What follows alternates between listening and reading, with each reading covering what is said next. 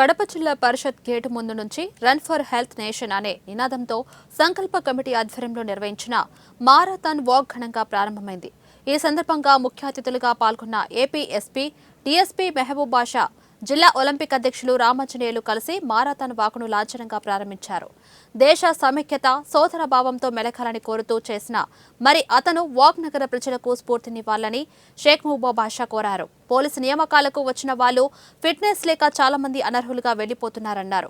ఇలాంటివి జరగకూడదు అంటే ప్రతిరోజు క్రీడలు, సాధన, ఫిట్నెస్ పెంచుకునేందుకు ప్రయత్నించాలని ఆయన పిలుపునిచ్చారు.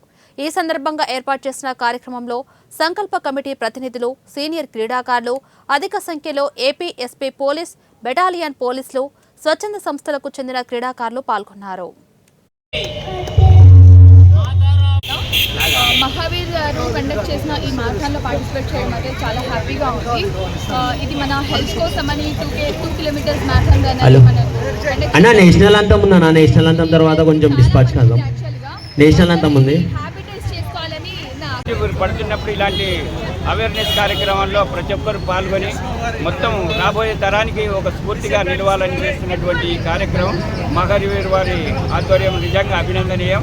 మరి ఈ కార్యక్రమానికి పోలీస్ డిపార్ట్మెంట్ వారు, అలాగే క్రీడా సంఘాలకు సంబంధించిన క్రీడాకారులు, అలాగే స్వచ్ఛంద సంస్థలకు సంబంధించిన